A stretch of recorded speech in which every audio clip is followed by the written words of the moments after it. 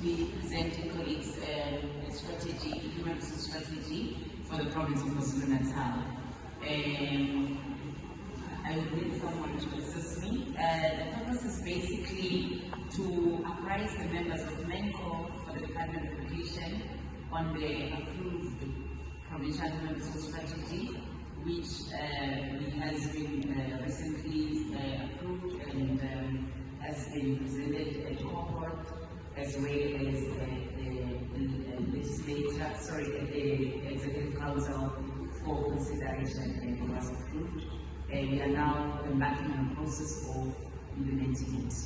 So we are here just to say consider and assist in the implementation, because in as much as it is called, HR is where you just push papers and that's it. So we're trying to bring it to the attention of everyone to say HR is now a strategic partner or a business partner. So that strategy was mainly focused on turning around the thinking and the way in which things are done by HR. Those that are old like myself, whom Mr. Jamil was speaking about, they will know. We used to have something called personnel office.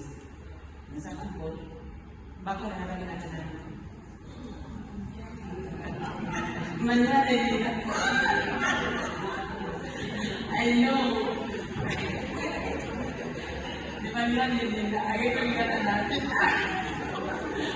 Okay, it's so nice this statement that you put in when you are presenting here is not relevant to the Department of Education.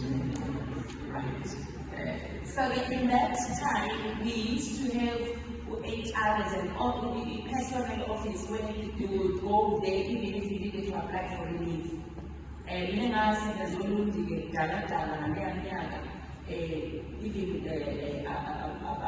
from different districts would come to Olundi to make sure that forms are filled or they are filled and submitted.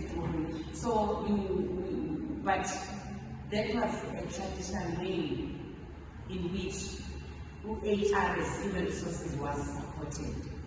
In 1994 to 1996, a white paper on the transformation of human resource management was introduced. That is when HR responsibilities were devolved down to line managers. And that is why we are now having each and every manager responsible for HR. That is why when you are being interviewed for a post, this is about how we manage resources. And it's like we're being interviewed, so what will be able to, resources are human, finance,